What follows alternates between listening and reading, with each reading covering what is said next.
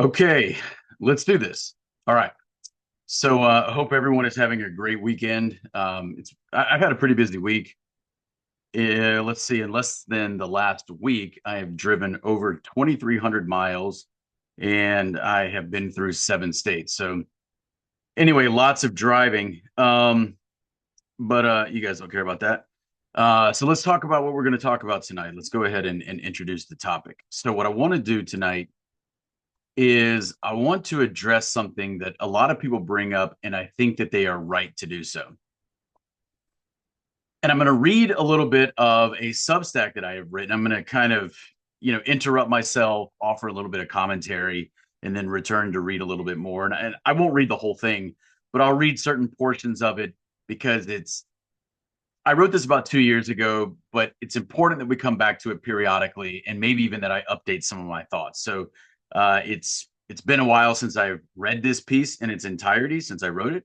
Why would I go back and read it necessarily? I mean, for the most part I know what I wrote. Um, but this will be the first time in 2 years that I've returned to it to this kind of degree, and then I'm going to go through it with you guys.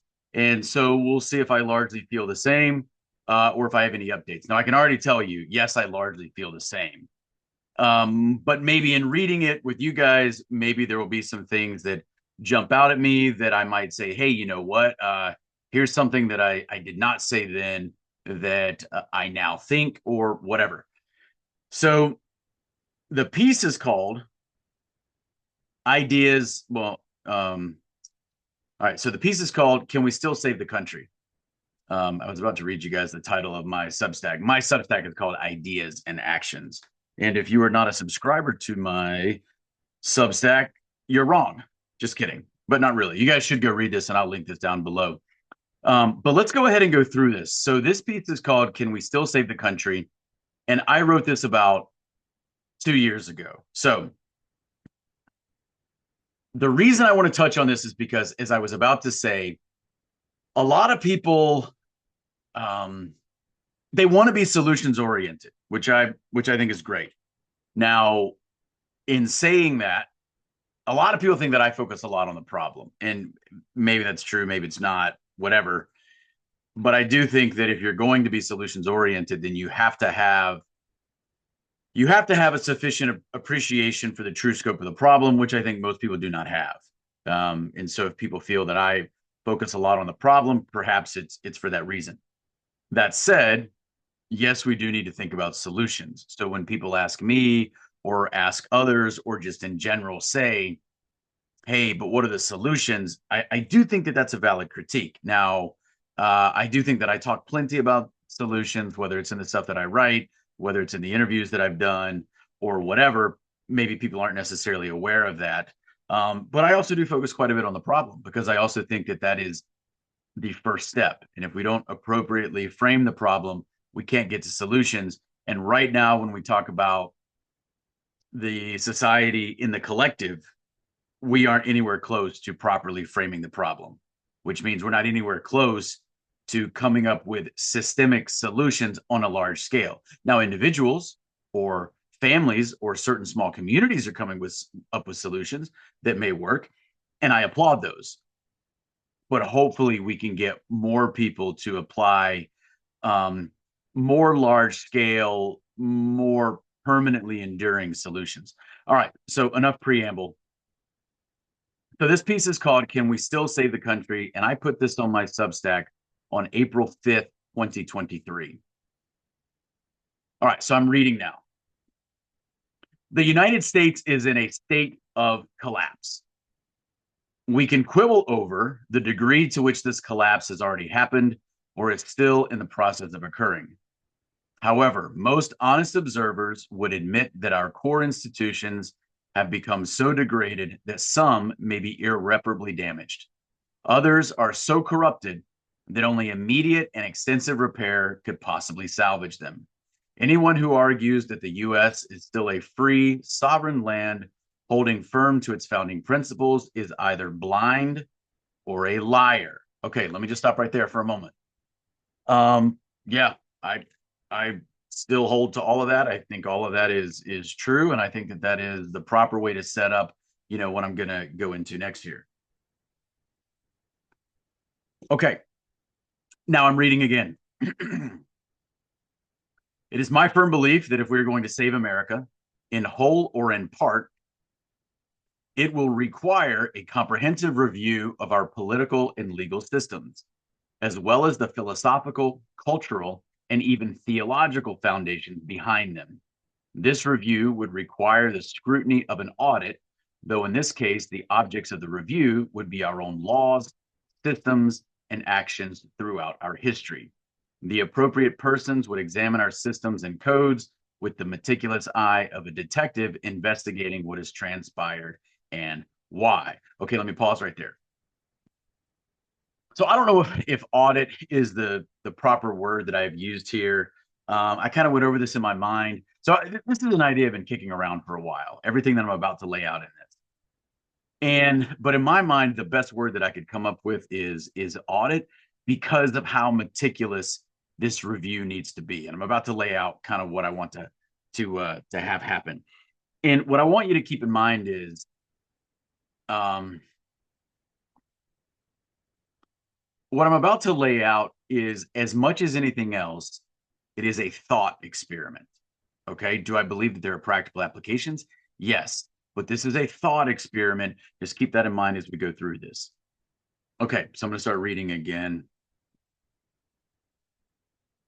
Below, I offer some of my thoughts on why I think a review of this sort is necessary and what it would look like.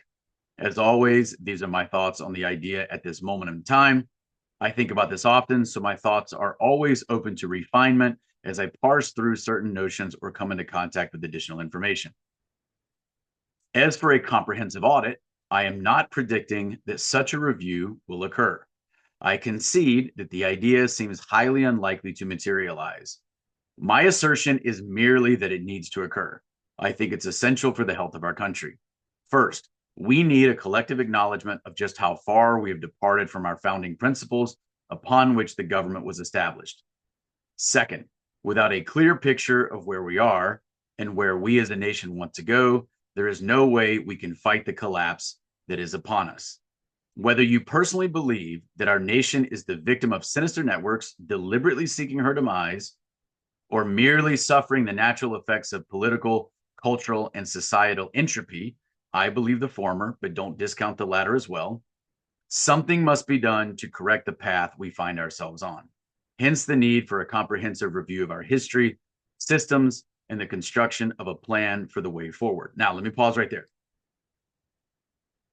So what I'm advocating for, and it should be very clear, is a review of our systems, because I think that that's the way we have to look at this. Is it's got to be comprehensive in scope, and we got to look through, our political, our legal systems. But then, as I said before, in order to look at our political and legal systems, you have to understand the political philosophy that served as a framework for those systems to take shape and then to evolve over, the last 2.5 centuries. But in order to truly examine the political philosophy, you have to understand that there were some theological underpinnings to that.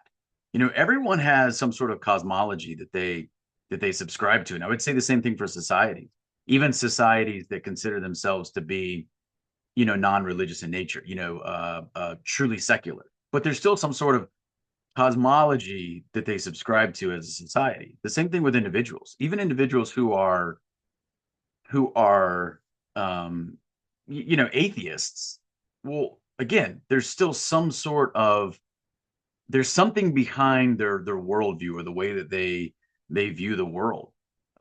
Even if their cosmological beliefs are that there is no purpose to life, or that there is no creator or whatever, right? I mean, those are still beliefs, right? Okay. Um, Before I return to this, let me say this. So I'm going to talk about in this piece, I talk about our founding, much in the way that um, we have been told that our nation was founded. Now, do I believe that there are questions as to the way our nation was founded? Yes. And I would like to do do more on that at some point when I can. There's some research that I think goes into that. But do I think that we've been told the entire truth about the founding of our nation? I don't necessarily know that we have. And if you go into my video that's entitled "Am I a Constitutionalist?"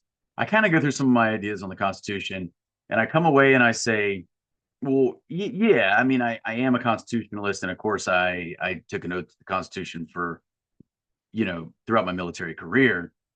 But that doesn't mean that I think that the document is perfect or that I think that all the founding fathers were demigods. I mean, that's kind of this cultural narrative that um, we've kind of been given, and I think many of the founding fathers are worthy of respect and emulation.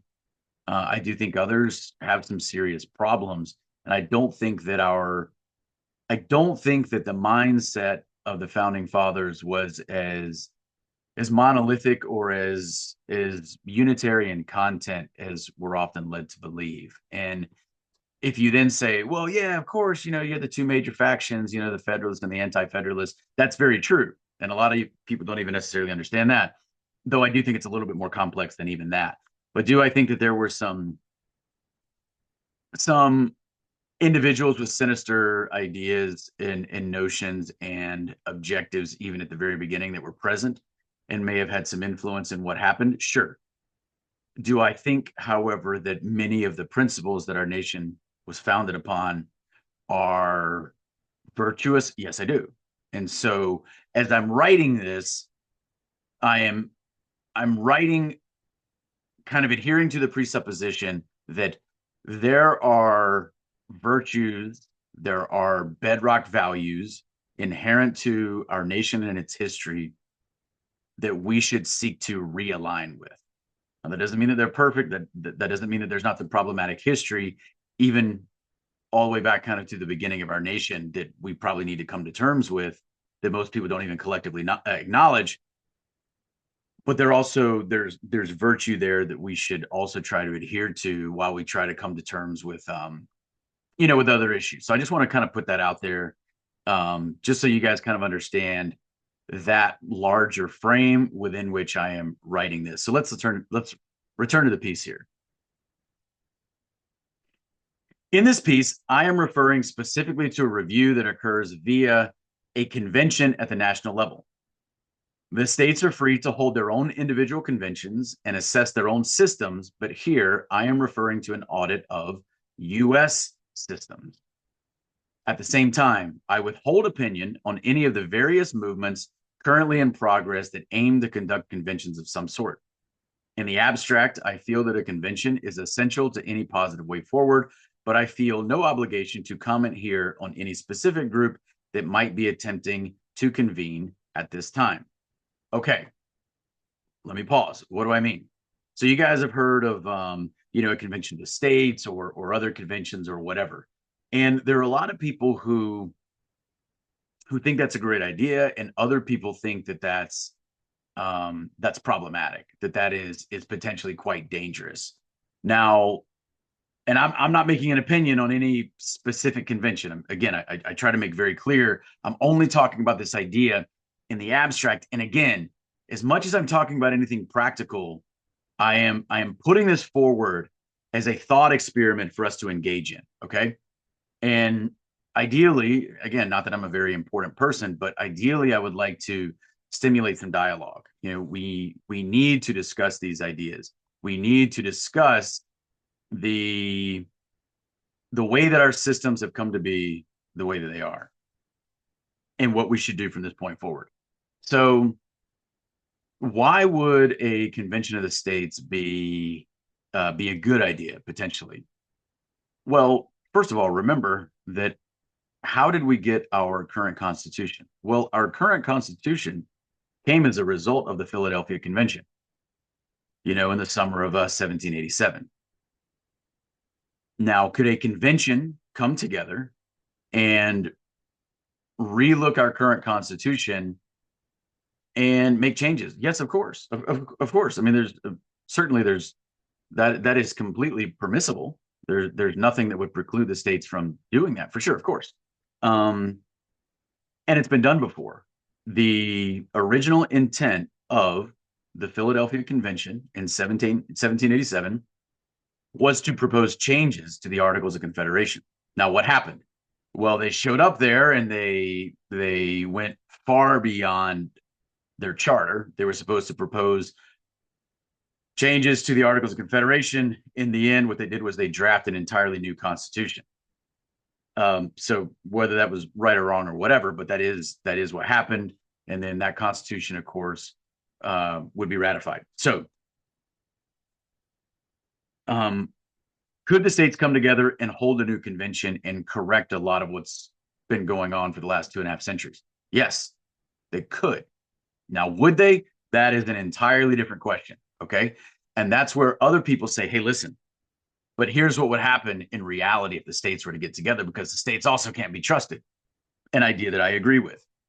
So there are people that would say a convention could be so dangerous because at least now we have a constitution, we have some rights, even if nobody in the federal government cares about the constitution. But if we were to get a convention together, the states could do away with a lot of those constitutional protections that we at least have on paper. And that's true. There is a real risk that would occur if you got a lot of corrupt individuals from the states that could come together and could abolish a lot of what we at least have in our Constitution, even if nobody presently cares. Now, there's a counter argument to that, which is, well, then at least if they did it, they would have to do that openly. They would have to openly, try to abolish certain precepts that are currently enshrined in the Constitution. So again, there are merits to both of those sides. I'm not making a statement one way or the other. I'm merely talking about the fact that, in theory, a convention, some sort of constitutional convention, though in my mind, the convention that I have in mind, and again, this is a thought experiment more than anything else, is far more expansive than just examining our Constitution. That's a part of it. That's a huge part of it, but it's more expansive than that. Okay, the charter of the convention would be broader than just like, hey, let's look at our Constitution. Okay. So let me go back to the piece. Okay, so now I'm reading here again. Let me first state that in proposing this way forward, I am operating under several key assumptions. Whether these are true remains to be seen, but for the purposes of explaining my idea of this audit, the following assumptions are necessary to move forward. 1, America can still be salvaged in whole or in part. Here, I deliberately use the term America as opposed to the United States because I don't necessarily require that the currently existing country known as the United States continue in its present form, with exactly 50 states plus its territories, etc., in the current borders, to argue that America has been saved. 2, America is worth saving in whole or in part. Her principles, institutions, and virtues are noble enough to warrant retention by her citizens. Let me stop right there. Okay, so what am I saying? 1, I'm operating under the assumption that America can be saved. Number 2, America is worth saving. Now, I just kind of talked about why I think that a lot of our history and the cultural gravitas of our nation, that to some degree has been built on principles of virtue. I talked about that a little bit, but let me talk about that first piece. So I'm choosing to use the term America as opposed to the United States, in that the United States, when people say that, that may mean the United States as it exists in its current form. Now, what I'm saying there is that our country could be saved, but it could potentially look different than it looks right now. Okay, so for example, if we were to hold some convention, there could be states that say we're out, and I'm one of those individuals who believes that is completely permissible. No, I do not believe that, it's illegal or unconstitutional to secede. I think that argument has nobody wants to engage in that argument, but that question, people think that question has been settled because there was a war, but war doesn't necessarily settle issues of, legality or constitutionality or whatever. And I know that people are going to come at me and they're going to mention the Supreme Court case, Texas v. White.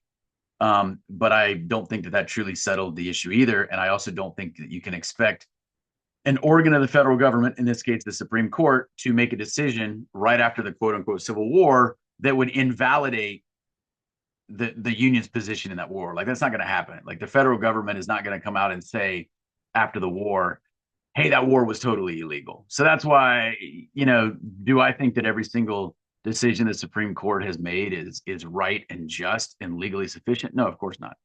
The Supreme Court is just as problematic as any other organ of the federal government. Okay, great. So let's move on. All right, I'm returning back here to the reading. To achieve any worthwhile resolution, there must be a collectively desired end state that is clearly stated. That end state probably looks something like. And now I'm gonna give you the end state. So this is what I'm saying here is hey, the goal or the end state of the convention is this. All right, here's what I wrote. American systems are improved via legally acceptable means, i.e., the amendment process, for example, that result in a closer approximation to the original founding principles and/or the principles most desired currently by the people of the states. I'm going to pause right there. Okay, so what I'm saying is, hey, this is what we expect on the back end of holding this convention. We expect that as we hold this convention and then we move forward to implement the plan that we came up with at the convention, the end state that we hope to achieve is this: that American systems are improved via legally acceptable means, i.e., the amendment process, for example, that result in a closer approximation to the original founding principles and/or the principles most desired currently by the people of the states. Now, why do I give those two possibilities? Because, of course, I'm leaving open the door that this convention could decide, hey, there's some things that we didn't quite get right, or that they weren't quite, sufficiently stated, or they whatever, or that we missed in the founding of the nation, and we could kind of shore up those gaps now. All right, let me keep reading. To achieve this end state, the broad agenda of the review would look something like the following. Number one, identify the political and legal systems operative in the United States at the time of her founding as identified in documents such as the Articles of Confederation and the Constitution for the United States. By the way, let me pause right there. So that preposition is incredibly important for reasons that I'm not going to go into right now, but it's important that you realize that the founding document was the Constitution for the United States, and there's a reason for that, as opposed to now when everyone says Constitution of the United States. All right, let me return to this. Determine their impact on the legal codes. Consult the guiding principles mentioned in the Declaration of Independence. Identify the predecessors of these systems, whether colonial in nature or borrowed from older societies such as the British, Roman, or Greek, and their impact on our institutions when founded. Identify the broader philosophical presuppositions that served as a framework for these systems. As applicable, identify the theological underpinnings that served as the bedrock upon which these systems were established. Investigate the relationship between culture and these systems. All that was number one. Number two, determine the degree to which legal and extra-legal deviations from these original systems have occurred. Assess why they occurred.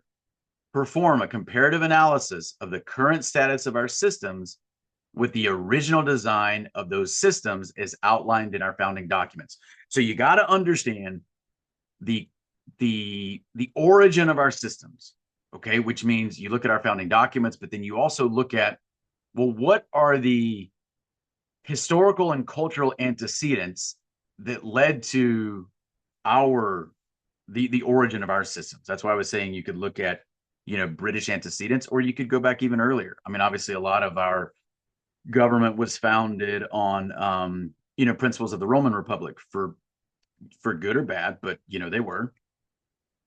And you could say the same thing, even about ancient Greece. So look at those origins and then look at where we've deviated from those origins. That's what I'm kind of saying in number 2. Number 3, determine which of these extra legal deviations, despite their unlawful nature, were improvements upon the original systems. Note, studying these extra legal deviations does not necessarily imply sanction, but is necessary in terms of providing as comprehensive an assessment as possible. What I'm saying is, were there any improvements in any of our systems that occurred, even though they occurred outside the legal confines? So let's say there were improvements that occurred, but they occurred illegally. We can still look at those. And by looking at those, we're not necessarily saying, hey, it's okay that these happened illegally, but we can still acknowledge that they were improvements. Let's go back and actually codify these into law the right way. That's kind of what I'm saying there. 4, determine which of these extra legal deviations resulted in the usurpation of authority by elements within the government and the ensuing impacts, such as excess taxation, war, bad laws, etc. On institutions, relations with other sovereign entities, such as the states, and the impact on the people. Identify the agencies or institutions whose existence or charter is a violation of constitutional law.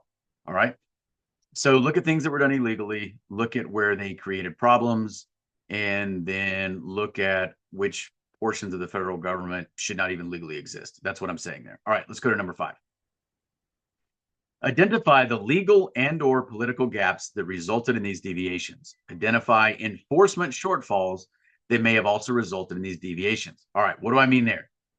Well, why did these deviations occur? How was the law broken? So why was the law broken? Was it broken because the law wasn't sufficiently written, or was it not necessarily what was written on paper, but there was an enforcement gap that permitted that to occur? That's kind of what I'm saying. Number 6, identify which of the original systems and institutions must be retained, which should be reformed, and which should be discarded. Provide assessments as to why each system or institution falls into the assigned category. All right, so again, we're looking at our original systems. What are we keeping?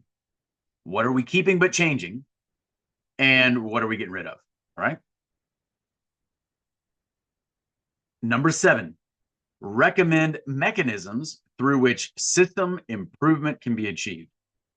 These could include amendments to the Constitution, or if deemed necessary, the wholesale repeal of the current Constitution and establishment of a new government structure via a newly drafted Constitution, as was done in 1787 to 1788 with the replacement of the Articles of Confederation by the Constitution. And then I put a note here. This is not to suggest that the repeal of the Constitution is necessary or desirable, but rather allows for maximum latitude of possibilities by including all legal options. Okay, so those are kind of there were 7 of those. I know that, took a moment to kind of read through, but what I'm saying with those 7 points there is I'm saying, hey, this is kind of the broad agenda or some guidance that could be given to, this group that's going to convene and that's going to conduct this review. All right, let me continue to what I'm reading here. Who would convene such a review and who would participate? It is important that the states take the lead. We must remember that the states gave the federal government its authority. The states sent delegates to Philadelphia in 1787, which resulted in the Constitution. And the states were the sovereign bodies that ratified that document, replacing the Articles of Confederation. What type of individuals would participate in the review? This is really for the states to decide, but I envision delegates made up of constitutional lawyers, other legal scholars, historians, economists, political philosophers, religious leaders, and other assorted individuals with the knowledge, intellect, and integrity to conduct a meticulously comprehensive and impartial audit. There are many potential challenges to conducting this type of review. 1, we could end up with less constitutional protections. 2, the states could surrender even more authority to the federal government. 3, Our political and legal systems could be further hollowed out, and this destruction could be enshrined in amendments or in other legally binding ways. 4, the review process could become co-opted by the same political machinations that already control the government. All right, let me pause right there. So again, I'm kind of talking in the abstract here, and I'm kind of just this is a thought experiment. I'm not necessarily saying that this should occur, will occur, whatever, right? I mean, I kind of do think that it should occur. How exactly this would occur practically, I realize that is a hard problem to solve, because I'm trying to say here, I understand there are some risks that are associated with performing a convention like this. Okay. All right, let me keep going here. It is a real risk that a convention proposing changes to our systems and legal structure could result in less freedom. That is highly possible. My response to that is that evil networks already control our government and operate entirely outside the legal framework as it is. Our Constitution has already been reduced to nothing more than a piece of paper. By forcing ourselves to come to terms with our history and current status, the good and the bad, we are at least operating openly. We are admitting our shortcomings. We are explaining to ourselves where our country has gone wrong. We are also potentially admitting the mistakes or fallacies that were baked in the cake at the beginning. By addressing these, we can also determine how to make the changes that would be essential to righting the ship. In the end state I depicted above, I wrote that the systems would be improved to realign with the original founding principles and/or the principles most desired currently by the people of the states. That means that the states and the people of the states could decide to implement systems that result in diminished freedoms, and they may see this as an improvement. This is very possible. Sadly, many of our citizens are constitutionally illiterate, generally uninformed, and easily manipulated. This is why the states must operate judiciously in selecting persons of unimpeachable character as delegates. For the review to accomplish anything positive, only individuals of the highest integrity should participate. The most dangerous obstacle to the review is listed above as number 4. What was number 4? Yeah, the review process could become co-opted by the same political machinations that already control the government. If the process becomes corrupted by the same cabals of treasonous individuals who have subverted our country thus far, then the process will fail. Nothing will be achieved, and the collapse of our country will continue. The Philadelphia Convention of 1787 was conducted in secret because the delegates had chosen to draft a new constitution rather than amend the Articles of Confederation. All right, let me pause right there and just say, hey, I mentioned this before, right? All right, keep reading. Now is not the time for secrecy. Our country has operated in secret for far too long, and that is a large part of why we are in the situation we are in. All right, so what I'm saying here is, hey, this convention can't be held in secret like the Philadelphia Convention was. All right, return to the reading. Any convention held with the express purpose of performing a system review must operate in an open capacity. This does not necessarily mean that daily reports should be given to the public. That would be both impractical and unwise. However, the states should perhaps anoint an oversight committee that receives periodic reports on the progress of the convention's review. This will prove challenging, but it is imperative that the states own the oversight responsibility rather than any particular branch of the federal government. There is no guarantee that this type of review will result in positive changes. However, absent some type of convention of this sort, the ongoing collapse will continue unabated. Sure, there will be a lot of talk, but no action, and America's decline will be terminal. Okay, so I said I wasn't going to read the whole thing, and then I read the whole thing. So I know that's a lot, and it's a lot of reading, and some of it's a little bit complex. So hopefully in me reading it, as opposed to you reading it yourself where you can actually see the words, hopefully you didn't get lost in what I was saying there if you're just kind of listening to me. Um, I do think this is important. And even though I keep saying, hey, I kind of wrote this as a thought experiment, and that's true. Again, I'm not predicting that this is likely to occur. I understand that there's some risk involved, even if it were to occur. But to some degree, I do think it should occur. Exactly how? Listen, I don't pretend to have the answers. But what I tried to do was at least come up with a sketch that I at least thought was reasonable in eliciting some ideas as to why something like this is important, and at least give a good start as to potentially how it could occur. And so there are just some things that, just in summation, I just want to mention here. The states formed the federal government, not the other way around. We have this notion of American empire, which is totally antithetical to the actual founding. But now so many people believe that the states work for the federal government. That is not just wrong, but it's a totally inverted sense of the way that things actually were designed to work and to function. The next thing is that we, as a nation that was founded on some virtues, but also has had some problems throughout our history, it's important that we be open with ourselves about that, and that we give a comprehensive review to our history, and we take a look at ourselves and we say, hey, listen, this is what we got right. This is what we got right and what we stuck to. This is what we got right in the beginning, but we didn't stick to it. And this is what we didn't even get right in the beginning. How can we change that? These are kind of these are the types of things that we should be addressing. And then the last thing that I'll say is that note that I put in there, which was kind of harsh, but uh, I mean, I'm sorry, but very true. And this is kind of the last point that I want to end on.